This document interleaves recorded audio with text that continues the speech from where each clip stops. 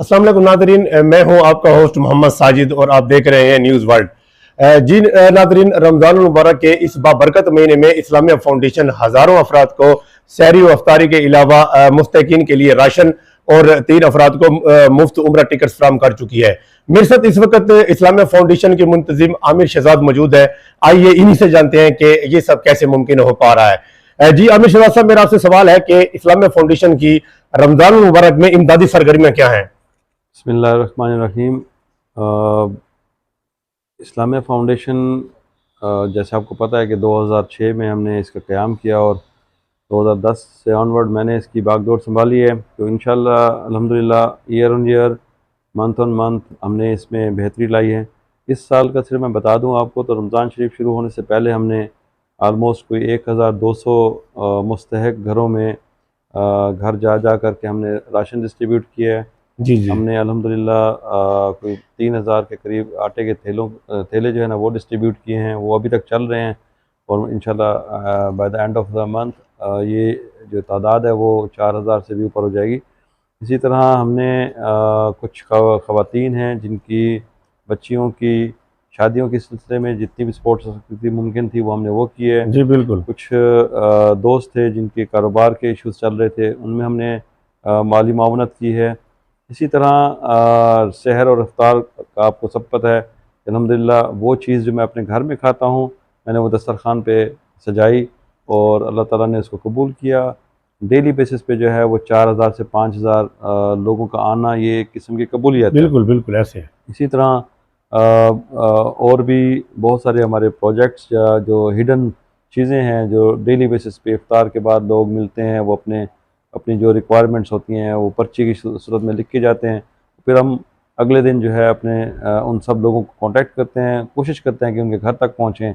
ज़ाहिर सी बात है, इस पूरे मजमे में जो जहाँ पे 4000 5000 बंदा इकट्ठा होता है तो किसी न किसी के साथ थोड़ी सी ऊंच नीच हो जाती है। तो मैं ये इंश्योर करता हूँ कि जैसे ही मुझे उस इंसिडेंट का पता चलता है मैं खुद उन लोगों से बात करता हूँ, उन लोगों के घर तक पहुँचता हूँ, माफ़ी भी मांगता हूँ कि भी मेरे अमले की तरफ से या मेरी तरफ से कोई कमी कोताही होगी है तो उसके लिए जी बिल्कुल। आप दरगुजर करें।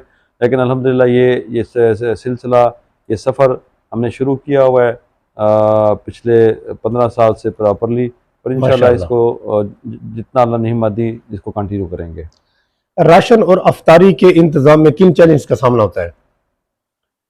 देखिए राशन के टाइम पे देखिए हमारे शहर में बहुत सारी स्ट्रेस है, मींस फाइनेंशियल स्ट्रेस है। तो राशन हम एक ऑर्गेनाइज तरीके से हमने लिस्टें बनाई हुई थी, वो हम डिस्ट्रीब्यूट कर रहे थे। बट जब आप देखते हैं कि भाई ये इजी एक्सेस हो रही है चीज़ों की, क्योंकि मैं किसी को इनकार नहीं करता, तो फिर वो जो लोग होते हैं वो डुप्लीकेट हो जाते हैं, मीन्स बार बार आते हैं। बिल्कुल जब आप बिल्कुल, बार बार डबलिंग हो आते हैं, जाती है। डबलिंग हो जाती है। जी जब बार बिल्कुल। बार आते हैं तो फिर हम उनको समझाते हैं कि भाई आपको हमने दे दिया हुआ है, आपका नाम जो है वो सिस्टम में शो हो रहा है। बिल्कुल अब ऐसे है। वहाँ पर जा कर के फिर जब मैं अल्लाह से डरता हूँ कि भाई मैं किसी को ऊंचा ऊंचा ना बोल दूँ या मैं जी किसी जी को बिल्कुल बिल्कुल। उफ ना कर दूँ। लेकिन ये चैलेंज, बहुत बड़ा चैलेंज है मेरे सामने कि भाई अगर कोई डबल आता है तो उसको कैसे हैंडल करना है। बिल्कुल ऐसे है। नाजरीन के लिए जानना चाहूंगा कि उम्र टिकट्स किन बुनियादों पर तकसीम किए गए? उम्रा टिकट इस बहुत ट्रांसपेरेंट है जी, किसी का कोई क्राइटेरिया नहीं है। आप अपना आईडी कार्ड की कॉपी आगे डाल दीजिए और हमने ऑलरेडी 9 लोगों की कुरानदाजी इस मंथ में कर चुके हैं।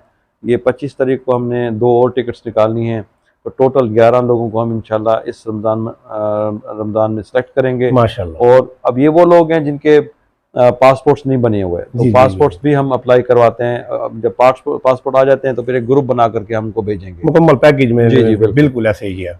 क्या हुकूमत और निजी अदारों को भी इसमें हिस्सा लेना चाहिए? नहीं जी, अपने अपने लेवल पे हुकूमत माशाल्लाह मैंने देखा है अपने अपने लेवल पे वो कर रहे हैं। हुकूमत और एडमिनिस्ट्रेटिव बहुत अच्छी है यहाँ पे। बिल्कुल। मैं खुसूसन नवीद हैदर साहब का मेंशन करना चाहूँगा।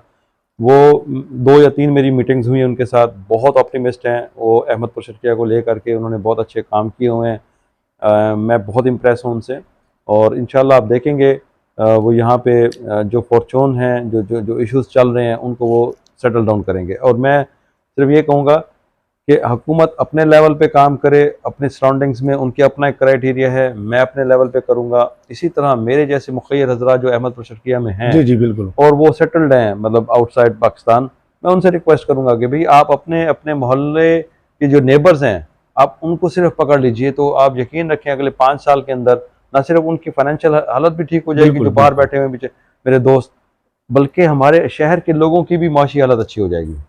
प्रोग्राम के आखिर में आपसे जानना चाहूंगा कि रमजान मुबारक के बाद इस्लामिया फाउंडेशन के मजीद क्या मंसूबे हैं? देखिए रमज़ान शरीफ के फ़ौरन बाद मैं एकेडमी का जो है ना वो लॉन्च करने जा रहा हूँ, जो मैंने बहुत अर्सा पहले अनाउंस किया हुआ था। इसी तरह मैंने एम्बुलेंस का भी इफ्तिताह कर दिया है, इसी तरह दस्तकारी स्कूल का भी हम माशाल्लाह जी, करने जा रहे हैं। इसके साथ साथ मैं एक और चीज़ ऐड कर दूँ, एक दोस्त हैं वो फेसबुक में मुझे प्रेज़ तो करते हैं, मेरी अच्छी चीज़ों को वो तारीफ़ करते हैं, साथ साथ वो मुझे ये ज़रूर कहते हैं कि भाई ओल्ड एज होम बनाओ, वो लोग जो बेचारे बूढ़े हो चुके हैं और घरों से निकाल दिए गए हैं उनके लिए घर बनाओ। तो वो अब मेरे जहन में आ चुका है, इंशाल्लाह बहुत जल्द ओल्ड एज होम भी मैं बनाऊंगा, जहाँ पर वो बुज़ुर्ग जो बेचारे रोडों पे पड़े होते हैं उनको मैं उठा करके लेके जाऊंगा, उनकी खिदमत करूंगा।